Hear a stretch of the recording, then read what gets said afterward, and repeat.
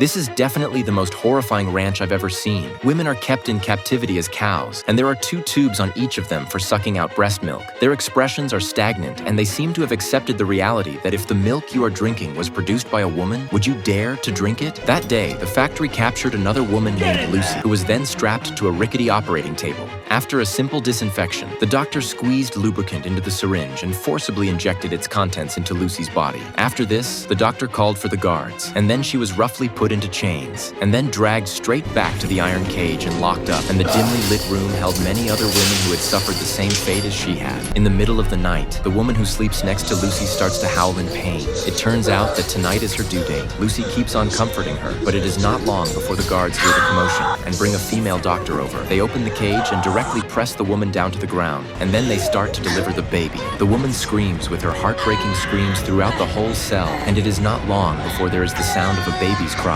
The child was born, but the doctor's expression looked very disappointed because the woman gave birth to a boy. The woman was very happy to learn that it was a boy, but there is no value for the factory, and threw it into the trash can, smothering the child alive, because here the boy has no value. They only need to be able to produce milk girls. The pain of losing a child made the woman grieve. Lucy kept comforting her. The woman told Lucy everything about this place and advised her to escape quickly, or else she would also be reduced to a production tool just like her. The next day, the guards and the doctor came to the cell. At this time, the woman was already desperate. She begged so that they could let herself go. But how could the other side let her go so easily? The guards took an electric baton and stabbed it into the woman, however. In the next second, the guards directly opened the iron cage and forcibly dragged the weak and helpless woman out of the cell, waiting for the woman to be even more inhumane torment. Even the doctor, who was also a woman, just looked at her with indifference and turned his head to continue to check on other people's milk-producing situation.